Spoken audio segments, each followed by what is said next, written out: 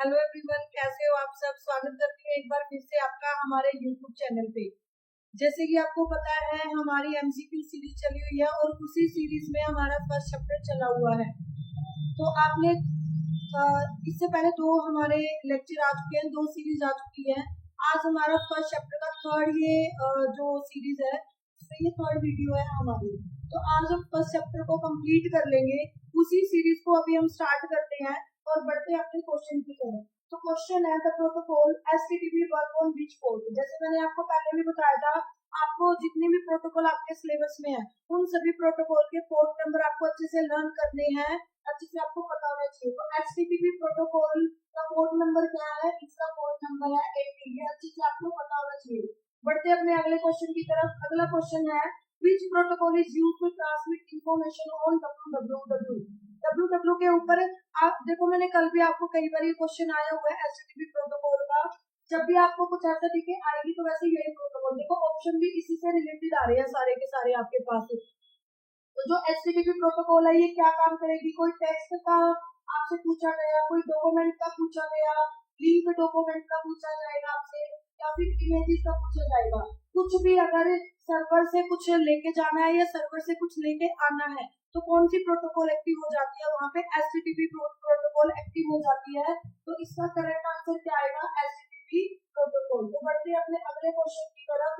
अगला क्वेश्चन है हमारा इसके अंदर which of the following is not a search engine। मैंने पहले भी बोला था आपको कि गूगल जितने भी हमारे ब्राउजर और सर्च इंजन है इन सबके आपको कम से कम 15 नाम आपको पता होने चाहिए।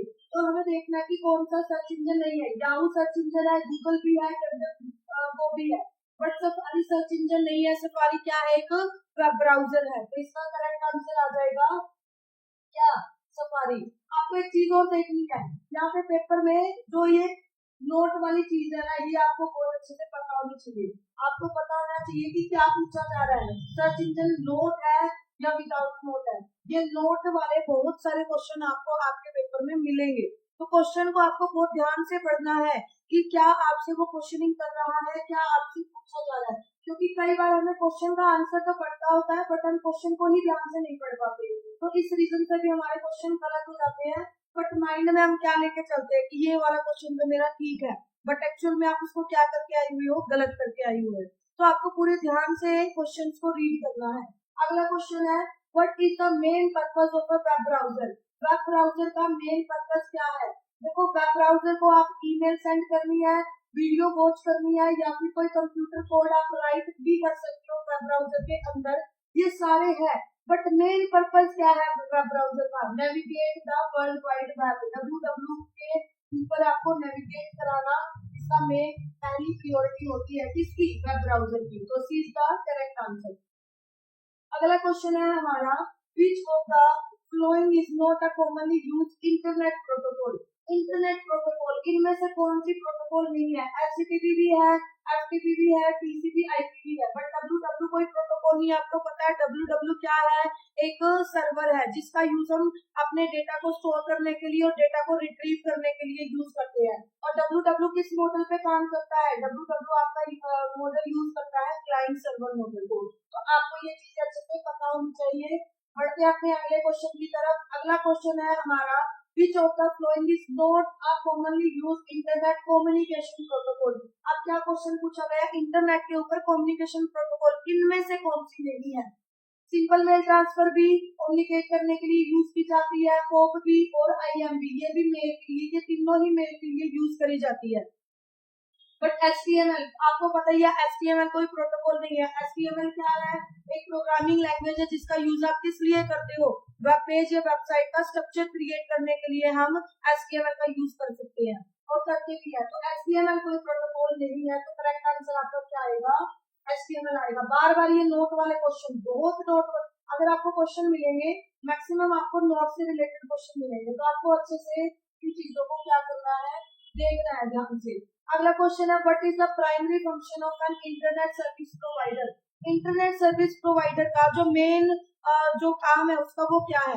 देखो, जो पहले क्वेश्चन आया हुआ था व्हाट इज आईएसपी। आईएसपी क्या करता है, इंटरनेट सर्विस प्रोवाइडर, ये हमें इंटरनेट की सर्विसेज प्रोवाइड करता है। तो मेन फंक्शन भी क्या होगा, एक्सेस टू द इंटरनेट। ये क्या प्रोवाइड करेगा, कि हम इंटरनेट को क्या करें, एक्सेस कर पाए। तो यही इसका क्या है, मेन काम भी है। तो करेक्ट आंसर क्या आ जाएगा, बी करेक्ट आंसर आ जाएगा।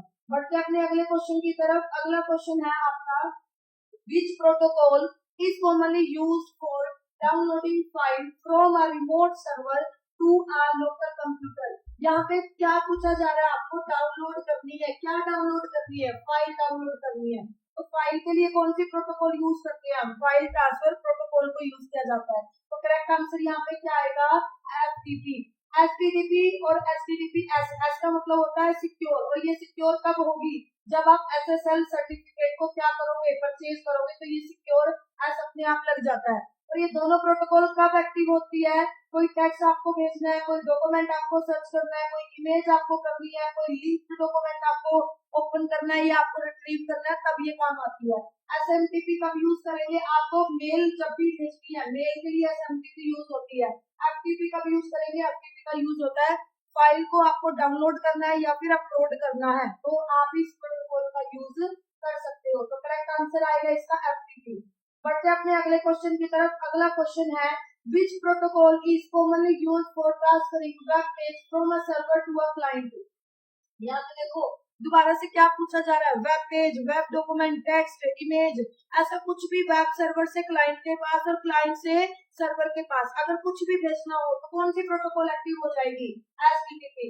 एफटीपी फाइल के लिए है और ये दोनों किसके लिए है, ये दोनों है आपकी मेल के लिए। तो इनमें आपको डिफरेंस अच्छे से क्लियर होना चाहिए क्योंकि ये इंपॉर्टेंट क्वेश्चन बनते हैं आपके। तो सही आंसर इसका क्या आएगा, आपका एचटीटीपी, यहाँ पे करेक्ट आंसर आ जाएगा। बढ़ते अपने अगले क्वेश्चन की तरफ। अगला क्वेश्चन है आपका, which part of a web application is responsible for handling client request. क्या हैंडल करना है, क्लाइंट की रिक्वेस्ट को हैंडल करना है। इंटरेक्ट विद डेटाबेस, जहां पे भी डेटाबेस आ जाए वर्ड, वहां पे कौन सा पार्ट एक्टिव हो जाता है, हमारा बैकएंड एक्टिवेट हो जाता है। तो आपके माइंड में तभी यहाँ पे कॉल करना है कि डेटाबेस से रिलेटेड चीजें हैं तो कौन आएगा, बैकएंड पार्ट आएगा।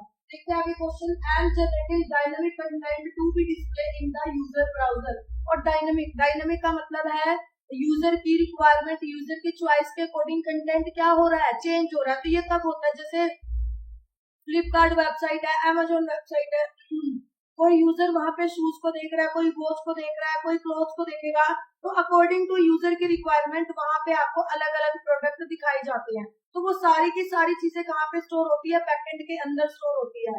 तो इसके लिए कौन एक्टिवेट हो जाएगा, हमारा बैकएंड। फ्रंट एंड कब एक्टिवेट होता है, जब हमें किसी वेबसाइट को देखना है, उसके साथ इंटरेक्ट करना है, तब हम कौन सा यहाँ पे यूज करेंगे, उस टाइम पे हम फ्रंट एंड। बट डेटाबेस का जहाँ पे वर्ड आ जाए, जहाँ पे चीजें यूजर के अकॉर्डिंग चेंज हो रही हो, वहां पे कौन सा आएगा, वहां पे आएगा बैकएंड। इसका करेक्ट आंसर क्या आ जाएगा, बैकएंड। बढ़ते अपने अगले क्वेश्चन की तरफ। अगला क्वेश्चन है आपका, विच technology is commonly used for front end development. Front end development के लिए कौन सी टेक्नोलॉजी को हम यूज करते हैं। तो आपको पता है हम HTML भी यूज करेंगे, CSS भी यूज करेंगे, ये तीनों ही हम फ्रंट एंड की कोई भी एप्लीकेशन, कोई भी वेबसाइट डायनामिक या स्टैटिक अगर हमें बनानी है तो इन तीनों का हम क्या कर सकते हैं, यूज कर सकते हैं। तो करेक्ट आंसर क्या आएगा, यहाँ पे all of the above correct answer आ जाएगा। बढ़ते अपने अगले क्वेश्चन की तरफ। अगला क्वेश्चन है, which type of website is more suitable for a blog और न्यूज साइट। आपको पता है न्यूज हर आधे घंटे, हर 1 घंटे के अंदर क्या होती है, चेंज होती रहती है।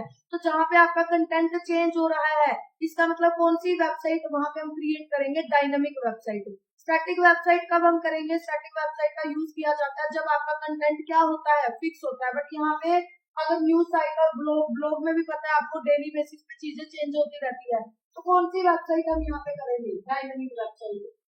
बहुत ही इजी क्वेश्चन है, बट इजी उसी को लगेगा जिसके कंसेप्ट क्या है, क्लियर है, अदरवाइज तो ये भी टफ लगेगा कुछ बच्चों को। अगला क्वेश्चन है, which type of website is typically faster to load.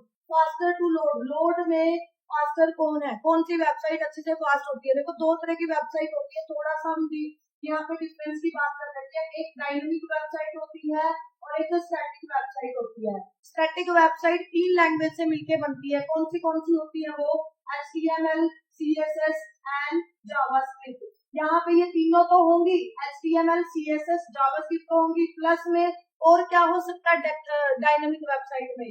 Backend भी हो सकता है, डेटाबेस भी यहाँ पे आएगा। यहाँ पे जो स्टैटिक वेबसाइट है इसमें सिर्फ क्या होगा, फ्रंट एंड होगा। डायनेमिक में क्या होगा, फ्रंट एंड तो होगा ही होगा, साथ में क्या होगा, बैक एंड भी होगा।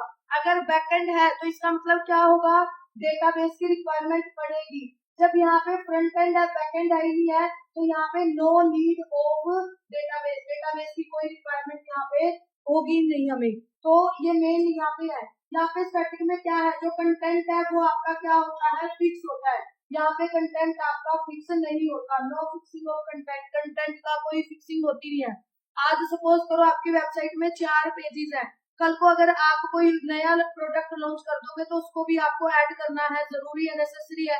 तो उसके लिए आप क्या कर रहे हो, कंटेंट को ऐड करते हुए चल रहे हो। तो यहाँ पे कंटेंट आपका क्या है, फिक्स नहीं होता। उसके बाद अगर आपको कोई भी कंटेंट चाहिए होगा तो वो क्या है, स्टैटिक में एक जगह पे ही मिल जाएगा। क्यों, क्योंकि पूरी की पूरी वेबसाइट आपकी एक जगह पे है। अगर आपकी वेबसाइट में 4 पेज है, चारों पेज का कंटेंट एकदम से रीलोड होकर ब्राउजर पे आ जाएगा। बट यहाँ पे क्या होगा, यहाँ पे पूरा कंटेंट एकदम से नहीं आएगा। जिस चीज की यूजर रिक्वायरमेंट करेगा सिर्फ वही कंटेंट आपको दिखेगा। जैसे फिर से एग्जांपल मैं बताती हूँ आपको, अमेजोन का, फ्लिपकार्ट का, बहुत सारी ऐसी एप्लीकेशंस है जिसमें बैकएंड का यूज किया हुआ होगा। तो आप इनको ऑब्जर्व भी कर सकते हो। अगर आपने शूज पे क्लिक किया तो शूज की बहुत सारी वैरायटी आना स्टार्ट हो जाती है। अगर आपने क्लॉथ पे क्लिक किया तो क्लॉथ की बहुत सारी वैरायटी आना स्टार्ट हो जाती है। तो जब आप क्लिक करोगे तभी वो बहुत सारी वैरायटी आपको दिखेंगी, अदरवाइज लिमिटेड ऑप्शंस आपको दिखते हैं। तो जब यूजर क्लिक करता है तब वो बैकएंड से, डेटाबेस से उठ के यूजर को क्या होती है, दिखाई देती है। तो अब बात करते हैं और क्या, अगर स्पीड की बात करूं मैं, किसकी स्पीड ज्यादा होगी, स्टैटिक की स्पीड ज्यादा होगी, डायनेमिक की स्पीड क्या होगी, थोड़ी सी कम होगी as compare to static website.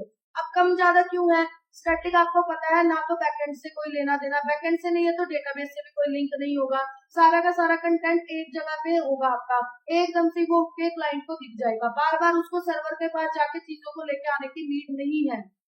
और कंटेंट क्या है आपका, फिक्स है। तो इसीलिए जो स्टैटिक वेबसाइट है ये लोड होने में क्या लेगी, कम टाइम लेंगी, ना इनमें डेटाबेस की जरूरत होती है, ना इनमें बैकएंड की जरूरत होती है।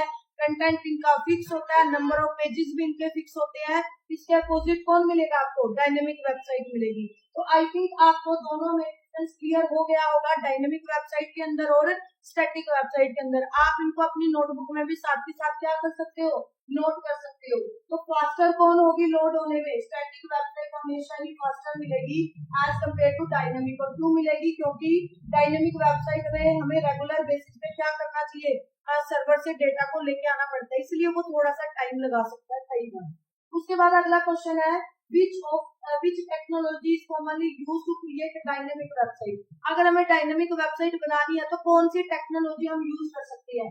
देखो HTML CSS तो यूज कर ही सकते हैं, बट डायनेमिक वेबसाइट ऑप्शन की तरफ देखते हैं, जावास्क्रिप्ट और jQuery अकेले से भी नहीं डायनेमिक बनेगी, ये है pgenuine फ्लैश, इससे भी नहीं बनेगी। हमें डायनेमिक वेबसाइट के लिए डेटाबेस की भी जरूरत पड़ेगी साथ में, और साथ में किसी हाई लेवल लैंग्वेज की। तो MySQL क्या है, डेटाबेस है।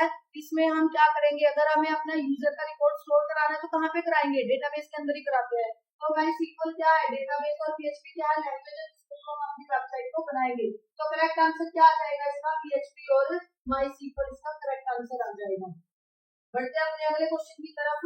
अगला क्वेश्चन है, which protocol is commonly used by web server to communicate with the web browser। Web server को वेब ब्राउजर के साथ अगर कम्युनिकेट करना है, कौन सी प्रोटोकॉल एक्टिव होती है, बताइए आपको कौन सी प्रोटोकॉल होगी वहां पे, HTTP प्रोटोकॉल एक्टिव होती है। जब भी क्लाइंट और सर्वर के आपस की कम्युनिकेशन की बात आई तो किसके थ्रू होती है, वो HTTP प्रोटोकॉल के थ्रू ही होगी। अब HTTP प्रोटोकॉल पहले भी मैं कई बार बता चुकी हूँ क्या क्या काम करेगी, टेक्स्ट को, डॉक्यूमेंट को, लिंक टेक्स्ट को, इमेजेस को, ये सारी चीजें अगर आपको चाहिए सर्वर से, या क्लाइंट को सर्वर से भेजनी है, सर्वर को क्लाइंट को भेजनी है, वाइस वर्सा भी हो सकता है, तो कौन सी प्रोटोकॉल एक्टिव हो जाएगी, आपकी HTTP प्रोटोकॉल एक्टिव हो जाएगी वहां पे। तो बढ़ते हैं अपने अगले के क्वेश्चन की तरफ। अगला क्वेश्चन है, what is the primary function of a web server. Web server के वैसे तो देखो बहुत सारे क्या होते हैं, फंक्शन होते हैं। वेब सर्वर जो क्लाइंट रिक्वेस्ट भेज रहा है वो भी फुलफिल करता है, अगर कोई क्लाइंट डेटा स्टोर करने के लिए बोल रहा है वो भी स्टोर करता है, अगर क्लाइंट कुछ रिक्वेस्ट कर रहा है उसका रिस्पॉन्स क्लाइंट सर्वर क्लाइंट को देगा, तो बहुत सारे फंक्शन होते हैं। अब मेन फंक्शन क्या है इसका, देखो कि ये क्या करेगा, स्टोर भी करने का काम करता है, वेबसाइट के कंटेंट को जनरेट करने का काम भी करता है, डिजाइनिंग वेबसाइट लेआउट तैयार ये नहीं करता, और ना ही वेबसाइट का कंटेंट जनरेट करता। ये दो है, इसमें दोनों में से कोई भी आ सकता है, storing website data, serving web page to client browser. तो इन दोनों में से मेन कौन है, storing website data, serving web page to client browser. तो मेन आएगा आपका ये वाला serving web page to client. Client को क्या देगा, अगर सपोज करो क्लाइंट ने कोई रिक्वेस्ट करी सर्वर को, तो सर्वर की फर्स्ट प्रायोरिटी क्या होगी, क्लाइंट की रिक्वेस्ट को फुलफिल करना। तो करेक्ट आंसर क्या आ जाएगा इसका, C, serving web page to client browser. तो करेक्ट आंसर है इसका सी। बढ़ते अपने अगले क्वेश्चन की तरफ। अगला क्वेश्चन है, which of the following is not a search engine. इनमें से कौन सा सर्च इंजन नहीं है, तो एक्साइट भी है, बिडाउ भी है, और कोसिया भी है, बट ओपन लाइट स्पीड ये कोई web browser sorry search engine नहीं है। तो करेक्ट आंसर क्या आ जाएगा इसका, D is the correct answer. बढ़ते अपने अगले क्वेश्चन की तरफ। वही है, सर्च इंजन हो गया, ब्राउजर हो गया, ये सारे आपको लर्न होने चाहिए। इस क्वेश्चन को ध्यान से देखना, ऐसे ऐसे क्वेश्चन बहुत बार एग्जाम में पूछे जाते हैं, किसी ना किसी सेट में ऐसा क्वेश्चन जरूर देखने को मिलेगा आपको। यहाँ पे क्या है देखो, सबसे पहले किसकी बात हो रही है, ये क्या है, एचटीटीपी को क्या बोलते हैं हम, प्रोटोकॉल, डब्ल्यूडब्ल्यू को क्या बोलते हैं हम, सर्वर। उसके बाद ये क्या है, वेबसाइट का नाम, और वेबसाइट के नाम को हम क्या बोलते हैं, डोमेन। और इस पूरे को मिला के क्या बनता है, यूआरएल। यूआरएल के तीन कंपोनेंट होती है, पहला कंपोनेंट प्रोटोकॉल होता है, दूसरा कंपोनेंट सर्वर होता है, और तीसरा कंपोनेंट क्या होता है, डोमेन होता है। तो क्वेश्चन क्या है, व्हाट डज www example.com, ये क्या है, वेबसाइट का नाम है, और वेबसाइट के नाम को हम क्या बोलते हैं, डोमेन नेम बोलते हैं। तो जिनको भी ये अच्छे से क्लियर होगा तो वो एकदम देखते ही बता देगा क्या है, ये डोमेन है। बढ़ते अपने अगले क्वेश्चन की तरफ, इंपॉर्टेंट क्वेश्चन है ये भी, what is a domain name. Domain name क्या होता है, देखो अब इंटरनेट पे आप देखोगे मिलियंस ऑफ वेबसाइट है, किसी भी टॉपिक को अगर सर्च करोगे बहुत सारे रिजल्ट आपको गूगल क्या करता है, प्रोवाइड करता है। तो अगर क्या होगा, अगर एक ही टॉपिक की सेम 10 नाम होंगे तो गूगल को क्या हो जाएगी, कंफ्यूजन हो जाएगी, वही क्लाइंट को भी कंफ्यूजन हो जाएगी। तो इस कंफ्यूजन को दूर करने के लिए क्या चीज बनाई गई कि हर वेबसाइट का जो नाम है वो क्या होगा, यूनिक होगा। किसी भी दो वेबसाइट का नाम सेम नहीं हो सकता। दुनिया में जितनी भी वेबसाइट है हर एक का नाम आपको क्या मिलेगा, अलग अलग मिलेगा, चाहे उसमें एक डिजिट का फर्क हो, चाहे एक हाइफन का फर्क हो, वो कुछ भी हो सकता है, बट किसी भी दो वेबसाइट का आपका सेम नाम नहीं मिलेगा। और जो वेबसाइट का नाम है उसको क्या बोलते हैं, डोमेन नेम बोलते हैं। और डोमेन नेम क्या करता है, किसी भी वेबसाइट को यूनिकली आइडेंटिफाई कराने का काम करता है। अब जैसे हमारी क्लास में सपोज करो 50 स्टूडेंट है, 50 स्टूडेंट में से अगर मेरे को किसी भी बच्चे को उठाना है तो मैं क्या करूंगी, उसका नाम वहां पे बोलूंगी। तो हर स्टूडेंट का नाम तो क्या पता डुप्लीकेट हो सकता है, बट उनके रोल नंबर क्या होंगे, अलग अलग होंगे। तो वो roll number in the contest आप दे सकते हो, किसमें, वेबसाइट में। वेबसाइट का जो नाम होगा वो क्या होता है, अलग अलग होता है। तो unique identifier for specific website on the internet. Domain name क्या होता है, यूनिक आइडेंटिफायर होता है। जो आइडेंटिफायर क्या होता है, आइडेंटिफायर का मतलब होता है नाम। वेबसाइट का जो नाम होगा वो क्या होगा, यूनिक होगा, जो आइडेंटिफाई करता है किसी पर्टिकुलर वेबसाइट को, कहाँ पर, इंटरनेट के ऊपर। तो ये डोमेन की क्या है, डेफिनेशन भी आप बोल सकते हो कि डोमेन नेम का क्या काम होता है। बढ़ते अपने अगले क्वेश्चन की तरफ। बहुत ही इजी क्वेश्चन है, ऐसे क्वेश्चन भी बहुत बार आपको पेपर में देखने को मिलेंगे। एसएमटीपी की फुल फॉर्म पूछ रखी है, तो एसएमटीपी की फुल फॉर्म क्या होती है, सिंपल मेल ट्रांसफर प्रोटोकॉल। तो करेक्ट आंसर देख लो कौन सा बन रहा है यहाँ पे, करेक्ट आंसर है आपका ए। अब बढ़ते अपने अगले क्वेश्चन की तरफ। अगला क्वेश्चन है, what is the primary purpose of HTTP. मैंने बहुत बार एचटीटीपी के पर्पस बताए हुए हैं, तो यहाँ पे देखते हैं ऑप्शन में क्या दे रखा है, secure file transfer. HTTP secure करने का काम नहीं करती, ईमेल को भी नहीं भेजती, ईमेल को कौन भेजता है, एसएमटीपी।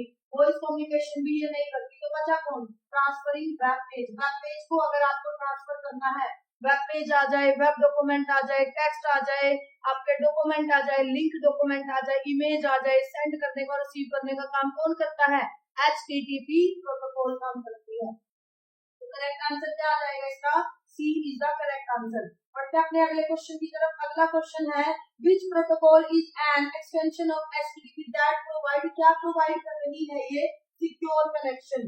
क्या प्रोवाइड कर रही है, secure communication over the internet. Internet के ऊपर जहां पे भी सिक्योर शब्द आ जाए वहां पे कौन एक्टिव हो जाएगी, एस, HTTPS। और आपको पता है कम्युनिकेशन प्रोटोकॉल कौन सी आपकी HTTP। बट ये किसकी बात कर रहा है यहाँ पे, सिक्योर की। तो अगर आपको आपकी कम्युनिकेशन को सिक्योर करना है तो आप कौन से प्रोटोकॉल का यूज करोगे, HTTPS। एस का मतलब होता है सिक्योर, या तो लॉक लगा आएगा या फिर एस लगा आएगा प्रोटोकॉल में आपकी। तो बढ़ते अपने अगले क्वेश्चन की तरफ। अगला क्वेश्चन है, what is the primary function of SMTP in the context of internet communication. Internet communication के कंटेक्स्ट में अगर हम देखें, SMTP का मेन जो मोटिव है वो क्या होता है, ट्रांसफरिंग फाइल। फाइल को ये ट्रांसफर नहीं करती, फाइल को कौन ट्रांसफर करेगा, फाइल को ट्रांसफर करेगा FTP। तो ये तो नहीं होगा। अगला है transferring web page. Web page को कौन करता है, HTTP। उसके बाद है एसएससी रिमोट सर्वर। रिमोट को रिमोटली का जहाँ पे भी शब्द आ जाए वहाँ पे कौन सी प्रोटोकॉल आती है, वहाँ पे आती है टेलनेट प्रोटोकॉल। तो अब बचा कौन सा, तीसरा, सेंडिंग एंड रिसीविंग ईमेल। तो ईमेल का सिर्फ एक ही ऑप्शन में है आपका, तो करेक्ट आंसर क्या आ जाएगा, sending end receiving email. Email को आपको भेजना है या रिसीव करना है तो आप कौन सी प्रोटोकॉल का यूज करोगे, SMTP का। वैसे तो SMTP का यूज सिर्फ सेंड करने के लिए होता है, बट यहाँ पे वो कोई ऑप्शन नहीं था तो थर्ड ही आपका करेक्ट आंसर बन रहा है। तो आपको थर्ड को ही, SMTP को ही, मेल को ही करना है यहाँ पे। अगला क्वेश्चन है आपका, what does IP, one of the, मतलब कि आप बोल सकते हैं easiest question. IP stand for, IP की फुल फॉर्म क्या होती है, इंटरनेट प्रोटोकॉल। इंटरनेट प्रोटोकॉल का काम क्या होता है, कल भी मैंने आपको बताया था, दो प्रोटोकॉल मेन होती है, ये सूट बनाती है, TCP IP सूट जिसको बोला जाता है। पहला काम किसका होता है, TCP का। दोबारा से फिर रिवाइज कर लेते हैं। TCP क्या करेगी, रूट बनाएगी। सबसे पहले क्या बनता है, कनेक्शन। कनेक्शन बनने के बाद क्या बनेगा, रूट। रूट बनने के बाद ये क्या करेगी, डेटा को किसमें कन्वर्ट कर देती है, पैकेट में। ये तीन काम तो किसके हैं, आपके TCP के। अब ये काम होते ही कौन एक्टिवेट हो जाएगा, IP। IP का काम क्या होगा, IP का काम होगा आपका, हर पैकेट के आगे क्या लगा देगी, हेडर। और हेडर के अंदर क्या होता है आपका, डेस्टिनेशन एड्रेस। तो ये क्या है, ये मेन प्रोटोकॉल। अगर आपके पास डेस्टिनेशन एड्रेस ही नहीं होगा तो आपका पैकेट एक जगह से दूसरी जगह मूव ही नहीं कर पाएगा। तो one of the most important protocol बन जाती है ये अपने आप में।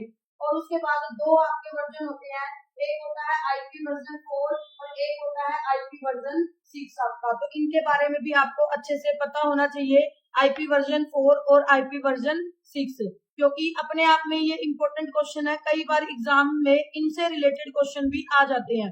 तो थोड़ा सा हम IP के बारे में भी यहाँ पे पढ़ लेते हैं। जो IP वर्जन 4 है ये कितनी बाइट का होता है, IP वर्जन 4 होता है आपका 32 का। कितनी का होता है ये, कितनी बाइट की बात यहाँ पे चल रही है। तो IP वर्जन 4 ये होता है आपका 4 बाइट का।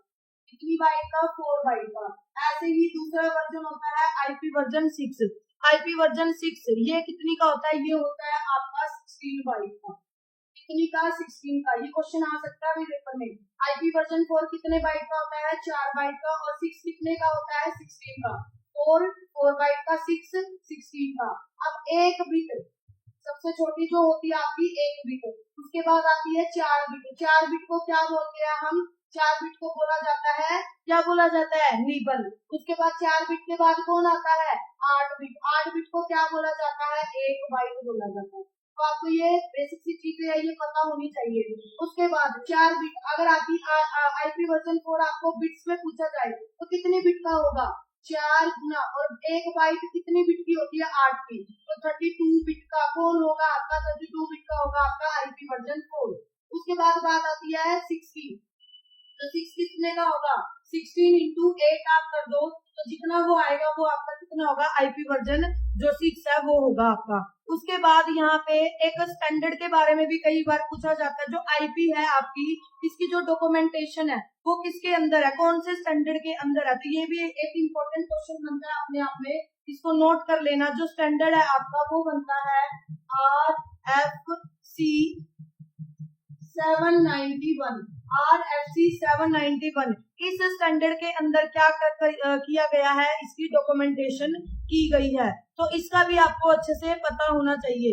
और इसको क्या बोलते हैं, इसको बोला जाता है, ये प्रिंसिपल कम्युनिकेशन प्रोटोकॉल है इंटरनेट प्रोटोकॉल सूट के अंदर। जो क्या काम करती है, डेटा को भेजने का काम करती है, क्योंकि जब तक डेस्टिनेशन एड्रेस ही नहीं मिलेगा कोई काम आगे होगा ही नहीं। तो ये एक तो IP वर्जन 4 की क्या लेंथ होती है, IP वर्जन 6 की क्या लेंथ होती है, 4 का 4 बाइट होता 6 16 बाइट का होता है। बिट में कन्वर्ट करोगे तो 4 गुना 8 और यहाँ पे 16 गुना 8 जो आए वो बिट्स में होगा, ये इसमें है बाइट में। तो बिट और बाइट का फर्क भी आपको क्या हो पता होना चाहिए। अपने आप में इंपॉर्टेंट क्वेश्चन बनते हैं, इनको अच्छे से देख के जाना है तुम सबको। अगला क्वेश्चन है which protocol is used to send email from a client. देखो आप किसको कर रहे हो, क्या सेंड हो रहा है, ईमेल। ईमेल को क्या कर रहे हो, रिसीव कर रहे हो या सेंड कर रहे हो। तो सेंड करने के लिए कौन सी प्रोटोकॉल होगी, एसएमटीपी। एचटीटीपी और एचटीटीपीएस ये किसके लिए होती है, बहुत बार मैं बता चुकी हूँ। एचटीटीपी फाइल ट्रांसफर के लिए या डाउनलोड करनी है, अपलोड करनी है। एचटीटीपी किसके लिए होगी, टेक्स्ट के लिए, डॉक्यूमेंट के लिए, लिंक डॉक्यूमेंट के लिए, वेब पेज के लिए, वेबसाइट के लिए, इन सब के लिए एचटीटीपी। तो करेक्ट आंसर इसका क्या आएगा, करेक्ट आंसर आएगा इसका एसएमटीपी। बढ़ते हैं अपने अगले क्वेश्चन की तरफ। अगला क्वेश्चन है what is the main difference between FTP और एचटीटीपी। अब मेन डिफरेंस क्या है, एफटीपी प्रोटोकॉल किस लिए यूज करते हैं, ये प्रोटोकॉल हम यूज करेंगे फाइल को भेजने के लिए। और एचटीटीपी प्रोटोकॉल कब यूज करते हैं, वेब पेज को, वेब डॉक्यूमेंट को जब भी हमें रिसीव करना है या फिर सेंड करना है तो हम इसका यूज करते हैं। अब यहाँ पे देखो HTTP is for file transfer, नहीं। FTP faster than HTTP for transferring large file, ये भी नहीं बनता यहाँ पे कोई। एचटीटीपी इज मोर सिक्योर, नहीं। देन एफटीपी, ये भी कोई पॉइंट नहीं बनता, इसको पढ़ो। FTP is for file transfer, बिल्कुल ठीक है। While HTTP is for web page retrieval, web page को भेज भी सकते हो, क्या कर सकते हो, रिसीव भी कर सकते हो। तो करेक्ट आंसर क्या बनेगा इसका, ए इज द करेक्ट आंसर। अगला क्वेश्चन है which protocol is used for securing email communication. अगर आपको ईमेल कम्युनिकेशन के लिए, ईमेल के लिए कौन सी प्रोटोकॉल होती है, एसएमटीपी, एसएमटीपी प्रोटोकॉल। अगर आपको इसको भी सिक्योर करना है तो आप आगे क्या लगा दो, एस लगा दो। तो एस लगाने से क्या हो जाएगी, वो सिक्योर हो जाएगी। तो यहाँ पे क्या आ गया हमारा SMTP, S stand for secure. ये भी क्वेश्चन है तो बेसिक सा बता सकते हैं, कुछ का हम प्रिडिक्ट नहीं कर सकते कैसे एग्जाम आएगा हमारा। अगला क्वेश्चन है which protocol use for 21 port number for data transfer. Data को ट्रांसफर करने के लिए 21 को कौन यूज करती है, तो 21 को यूज करेगी एफटीपी प्रोटोकॉल। तो ये चीजें आपको अच्छे से पता होना चाहिए। एफटीपी प्रोटोकॉल डेटा ट्रांसफर अगर करना है तो 21 पोर्ट नंबर को यूज करेगी। अगला है what is the primary purpose of FTPS. आगे क्या लगा दिया, एस। एस का मतलब क्या होगा, सिक्योर। और किसको सिक्योर कर रहे हैं हम, फाइल को भेजना या रिसीव जब हम करेंगे तो हम इसको सिक्योर कनेक्शन के थ्रू करेंगे। तो यहाँ पे क्या है, secure file transfer over FTP. FTP के ऊपर जब हम चीजों को क्या करेंगे, रिसीव करेंगे या फिर सेंड करेंगे, तब हम उसको किस तरीके से करेंगे, सिक्योर वे में करेंगे। अगला क्वेश्चन है आपका which protocol is responsible for resolving domain name to IP address. बहुत इंपॉर्टेंट क्वेश्चन है। या तो आ जाए आईपी को किसमें कन्वर्ट करना है, डोमेन में कन्वर्ट किया जाता है, या फिर डोमेन को किसमें कन्वर्ट करना है, आईपी में। आईपी को डोमेन में और डोमेन को आईपी में कन्वर्ट करने के लिए किसका यूज किया जाता है, डोमेन नेम सिस्टम का। क्या, डोमेन नेम सिस्टम। तो ये मेन है यहाँ पे, ये प्रोटोकॉल आपकी एक्टिव हो जाएगी जब भी आपको आईपी। अब आईपी किसमें होता है, आईपी होता है आपका डिजिट में। आपको पता होना चाहिए जो आईपी एड्रेस है वो डिजिट में होता है। और डोमेन क्या होता है, डोमेन जैसे मैंने यहाँ पे लिखा google.com, ये क्या है, डोमेन। और इसका आईपी एड्रेस अगर मैं बात करूँ 11.0 समथिंग 44 के 3 ऑक्टेट बनते हैं यहाँ पे, और 100 ऐसा कुछ भी हो सकता है। तो ये आईपी एड्रेस है और डोमेन जो वेबसाइट का नाम है। तो डोमेन को आईपी में और आईपी को डोमेन में कन्वर्ट करने के लिए कौन एक्टिव होता है, डोमेन नेम सिस्टम, ये एक्टिव हो जाएगा। तो ये भी आपको बताना चाहिए, इंपॉर्टेंट क्वेश्चन में से एक क्वेश्चन है। अगला क्वेश्चन है which protocol is used to deliver web page from a web server to a। आपको यहाँ पे क्या शब्द आ गया, वेब पेज। तो वेब पेज को भेजना है या रिसीव करना है, कौन सी प्रोटोकॉल आएगी, एचटीटीपी। आई थिंक अब तो तुम्हें एचटीटीपी का अच्छे से क्लियर हो जाना चाहिए कि कब एचटीटीपी आपकी एक्टिव होगी। अगला क्वेश्चन है which protocol is used for sending and receiving email between email client and server। Email के से रिलेटेड जब भी क्वेश्चन आए, यहाँ पे देखो ये फाइल के लिए है, ये web page, document, text, image उनके लिए है। तो बचा कौन, SMTP, simple mail transfer protocol. ये पहले भी ऐसा क्वेश्चन आया हुआ है बट थोड़ा सा घुमा के यहाँ पे पूछा गया, तो आपको पता होना चाहिए। अगला क्वेश्चन है आपका what is the default port number for HTTPS. S जहाँ पे आ जाए तो इसका डिफॉल्ट पोर्ट नंबर क्या होगा, 443 इसका डिफॉल्ट पोर्ट नंबर होगा। तो फोर्थ नंबर तो भाई आपको एक भी प्रोटोकॉल के छोड़ के नहीं जाने, ये अच्छे से आपको पता होना चाहिए। अगला क्वेश्चन है which protocol is used to retrieve email from a mail server to a client. ये किसकी बात हो रही है यहाँ पे? रिट्रीव का मतलब होता है रिसीव करना, और रिसीव कौन सी प्रोटोकॉल करती है? ओप। और भेजेगी कौन? सेंड करने का काम कौन करती है? एसएमटीपी। इन दोनों के बारे में आपको अच्छे से पता होना चाहिए। POP 3 post office protocol version 3 simple mail transfer protocol. S for simple, S for sending. और रिसीव के लिए कौन यूज होगा? कोप प्रोटोकॉल का यूज होगा। तो करेक्ट आंसर यहाँ पे क्या आएगा? कोप 3 आ जाएगा करेक्ट आंसर। बढ़ते अपने अगले क्वेश्चन की तरफ। अगला क्वेश्चन है हमारा what is the main function of DNS. अभी मैंने आपको बताया था डोमेन नेमिंग सिस्टम, इसका मेन जो फंक्शन है वो क्या होगा? आईपी को डोमेन में और डोमेन को आईपी में। जहाँ पे ऐसा कुछ हो तो आप देख लेना, converting domain name to IP, या फिर आईपी को किसमें कन्वर्ट करना? डोमेन में। वाइस वर्सा भी हो सकता है, उल्टा भी हो सकता है। अगला क्वेश्चन है हमारा what is the primary function of a domain name system. DNS का प्राइमरी फंक्शन क्या होगा? मैपिंग करनी किसकी? डोमेन नेम की। किसके अंदर? आईपी के अंदर। या फिर ऐसे भी आ सकता है to map IP address to domain name, कुछ भी आ सकता है, उल्टा भी पूछ सकता है वो। डोमेन को आईपी में और आईपी को डोमेन में, एक ही बात है। काम कौन करेगा? डोमेन नेम सिस्टम भी करेगा यहाँ पे। तो बढ़ते हैं अगले क्वेश्चन की तरफ। अगला क्वेश्चन है हमारा which type of website typically use HTML and CSS file that are directly served to user without any server। जब भी हमें सर्वर की जरूरत नहीं होती, सर्वर साइड की जरूरत नहीं होती, तो कौन सी वेबसाइट हम बनाएंगे? तो हम बनाएंगे फ्रंट एंड वेबसाइट। क्योंकि सर्वर की जरूरत अगर हमें पड़ेगी तो हमें बैक एंड की जरूरत पड़ेगी। यहाँ पे क्या बोल रहे हैं? ये use HTML CSS file that are directly served to user without any server side processing। तो डायनेमिक तो यहाँ पे नहीं होगी, इंटरैक्टिव भी नहीं होगी, रिस्पॉन्सिव भी नहीं होगी। कौन सी होगी? Static website. कई बार अगर हमें आंसर नहीं भी आता तो भी हमें ऑप्शंस की तरफ देखना है कि कौन सा है। अब यहाँ पे देखोगे अगर वो डायनेमिक होगी तो इंटरैक्टिव भी होगी, इंटरैक्टिव है तो वो रिस्पॉन्सिव भी हो सकती है। बस स्टैटिक में ये सारी चीजें आपकी नहीं होगी।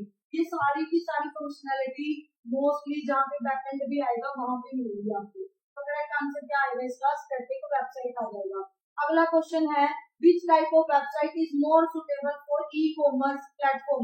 ई-कॉमर्स का मतलब जहाँ पे सेल और परचेज का काम आप करते हो, उस प्लेटफॉर्म की ऐसी कोई वेबसाइट अगर हमें बनानी है तो कौन सी हम वेबसाइट बनाएंगे? स्टैटिक या डायनामिक? अब आपको पता है स्टैटिक जो वेबसाइट होती है वो क्या होती है? फिक्स होता है, उनका कंटेंट चेंज नहीं होता, ना उनमें बैकएंड की नीड होती, ना डेटाबेस की जरूरत होती, ना सर्वर की जरूरत होती। बट अगर आप ई कॉमर्स से रिलेटेड बना रहे हो तो प्रोडक्ट आपके कभी सेल भी लगेगी, कभी नया प्रोडक्ट भी लॉन्च होगा, कभी उनके जो रेट है वो कम भी होंगे, कभी ज्यादा भी होंगे। तो चीजें क्या हो रही है? चेंज हो रही है वहां पे। तो आपके लिए आप यहाँ पे कौन सी वेबसाइट को क्रिएट करेंगे? डायनेमिक वेबसाइट को यहाँ पे आप क्या करोगे? डिजाइन करोगे। करेक्ट आंसर क्या आएगा इसका? Dynamic website. बढ़ते अपने अगले क्वेश्चन की तरफ। अगला क्वेश्चन है what is the characteristic of a responsive website. Responsive का मतलब क्या होता है? रिस्पॉन्सिव का मतलब होता है जहाँ पे हर डिवाइस की जो लेआउट है उसके अकॉर्डिंग कंटेंट अपने आप को क्या कर ले? एडजस्ट कर ले। चाहे आप उसको मोबाइल पे खोल लो, चाहे आप उसको टैबलेट पे खोल लो, चाहे आप उसको किस पे खोलो, पीसी पे खोलो, हर एक में कंटेंट आपके बिल्कुल अच्छे एक्यूरेट दिखे। तो वो कौन सी टेक्निक के थ्रू हम कर सकते हैं? रिस्पॉन्सिव के थ्रू।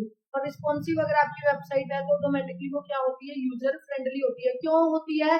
क्योंकि आप उसको किसी भी डिवाइस के ऊपर खोल के देख सकते हो। तो देखते हैं हमारे ऑप्शन के ऊपर ये क्या करेगी? एडजस्ट करेगी लेआउट को और कंटेंट को किसके अकॉर्डिंग? डिवाइस के साइज के अकॉर्डिंग। तो उसको ही क्या बोला जाता है? रिस्पॉन्सिव वेबसाइट, उसी को बोला जाएगा। आई होप आपकी क्लियर हो गया होगा।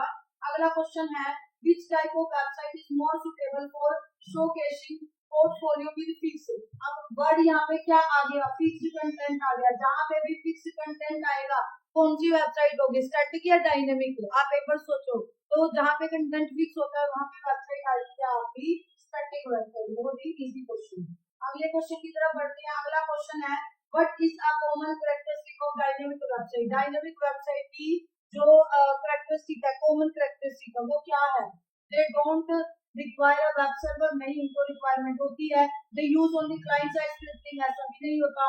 दे rely solely on HTML CSS. ऐसा भी नहीं होता। जावास्क्रिप्ट भी हम यूज कर सकते हैं और बैकएंड भी हम यूज कर सकते हैं।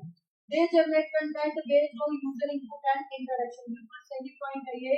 तो जो करेक्ट आंसर है वो क्या आ जाएगा, थर्ड आ जाएगा, क्योंकि डायनेमिक वेबसाइट में जो कंटेंट जनरेट होगा वो किसके अकॉर्डिंग होता है, यूजर की इनपुट या यूजर की इंटरेक्शन के अकॉर्डिंग होता है। तो करेक्ट आंसर इसका आएगा आपका सी।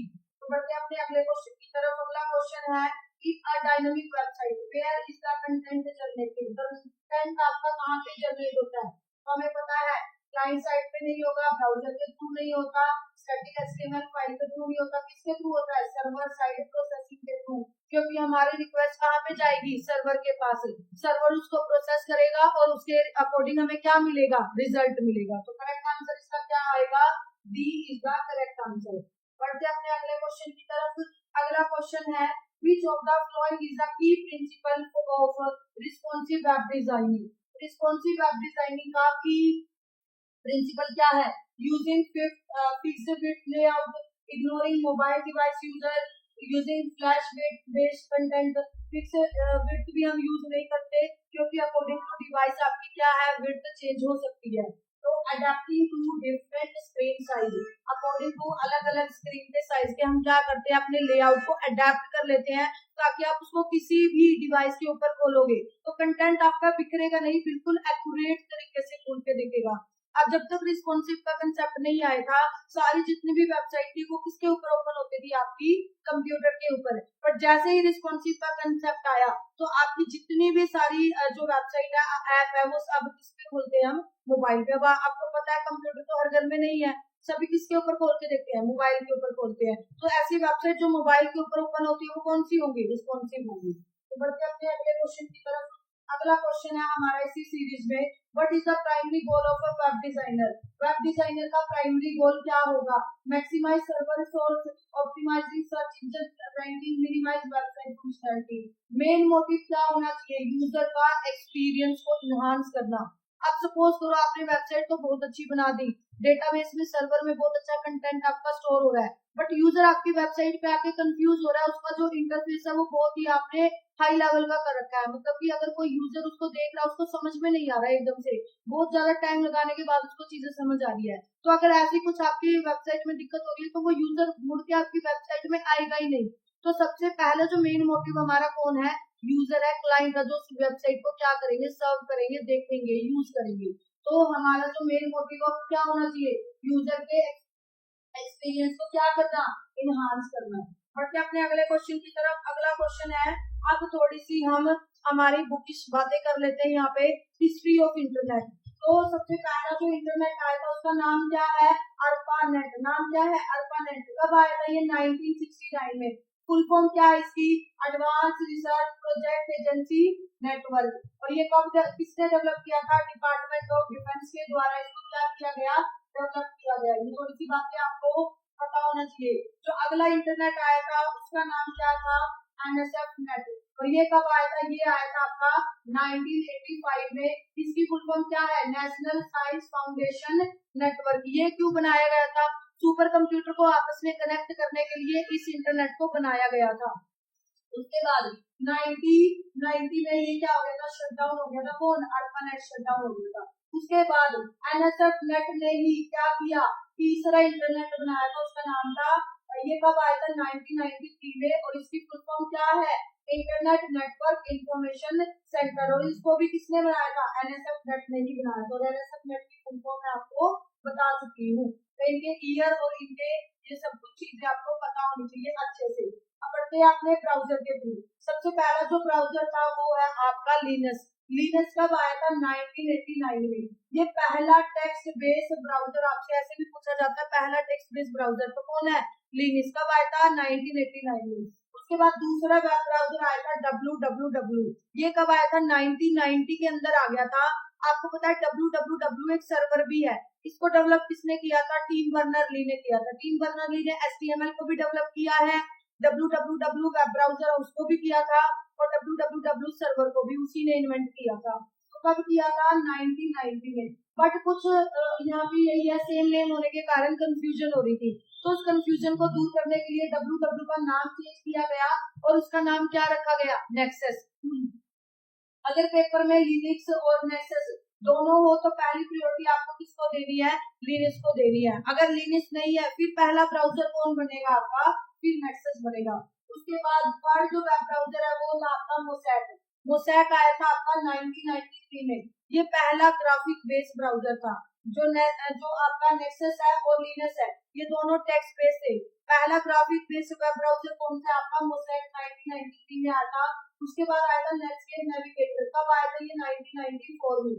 उसके बाद आया था इंटरनेट एक्सप्लोरर, कब 1995 में।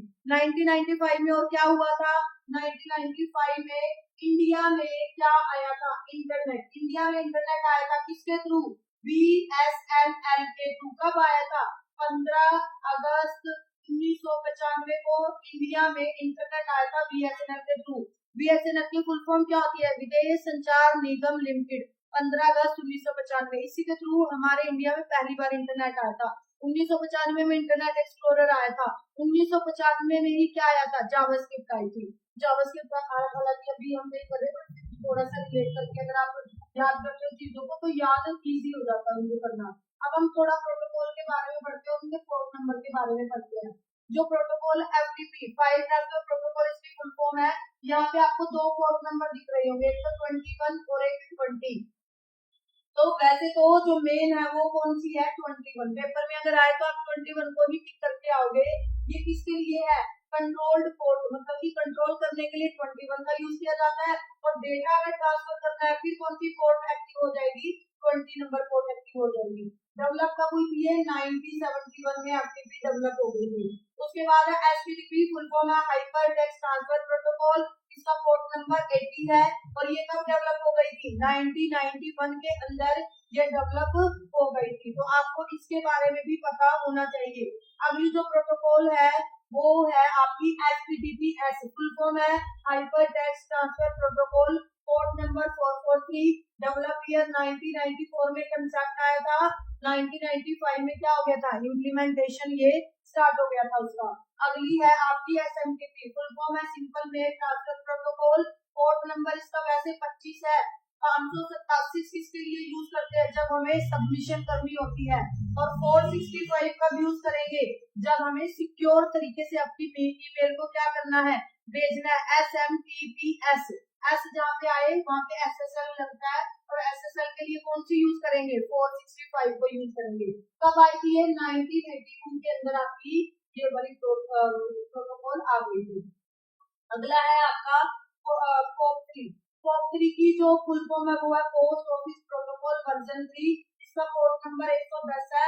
995 किसका है, SSL का। मतलब कि अगर आपको कनेक्शन सिक्योर करना है तो उसके लिए आप इस पोर्ट नंबर को यूज कर सकते हैं। ये 1984 में आई थी। अगली प्रोटोकॉल है टेलनेट। टेलनेट की फुल फॉर्म है टेलीकम्युनिकेशन नेटवर्क। इसका पोर्ट नंबर है 23। और ईयर ऑफ डेवलपमेंट क्या है इसका, 1969। और 1969 में क्या आया था, ARPANET आया था। अभी हमने थोड़ी देर पहले देखा है। तो ये हमारे क्वेश्चन थे फर्स्ट चैप्टर के। तो फर्स्ट चैप्टर के जितने भी मैक्सिमम क्वेश्चन बन रहे थे आपके, वो सारे मैंने आपको करा दिए हैं। इस चैप्टर के अंदर मैंने आपको थ्योरी भी कवर कराई है, साथ के साथ जितने भी टॉपिक आपके थ्योरी के बन रहे थे ऑलमोस्ट वो सारे चैप्टर मैंने इसके अंदर आपके कवर करे हैं। इसमें मेन जैसे TCP था, स्टैटिक वेबसाइट क्या होता है, डायनेमिक क्या होता है, URL क्या होते हैं, URL के कितने पार्ट होते हैं, ये सारी चीजें मैंने आपको बताई है। डोमेन नेम क्या होता है, सर्वर कैसे कॉन्टेक्ट करता है क्लाइंट के साथ और क्लाइंट कैसे करता है, वेब पेज क्या होता है, फ्रंट एंड क्या होता है, बैक एंड क्या होता है, और क्लाइंट साइड स्क्रिप्टिंग, ये सारी चीजें मैं आपको बता चुकी हूँ अच्छे से। तो पहला चैप्टर यहाँ पे आपका कंप्लीट होता है। फिर भी अगर आपको लग रहा है कि कोई डाउट आपका रह गया है, आपको कोई ऐसा लग रहा है कि हमारा कोई टॉपिक छूट गया है, तो आप कमेंट बॉक्स में हमें वो सजेशन दे सकते हैं। आपके सजेशन का मोस्ट वेलकम। और अगर कोई डाउट है किसी भी क्वेश्चन को लेके आपको, तो आप हमें कमेंट बॉक्स में पूछ सकते हैं। ये सीरीज आपके एग्जाम तक ऐसे ही चलती रहेगी। आज आपका पहला चैप्टर कंप्लीट हो गया है। आप अगर इस PDF को भी, इस वीडियो को भी देख के जाओगे तो फुल श्योरिटी है पहले चैप्टर में आपके कोई भी मार्क्स नहीं डिडक्ट होंगे। वीडियो अगर अच्छी लगी हो, लाइक कमेंट करना ना भूले और साथ में हमारे चैनल को सब्सक्राइब करना ना भूले। तो मिलते हैं इसी धमाकेदार सीरीज में नेक्स्ट वीडियो के साथ। Thank you.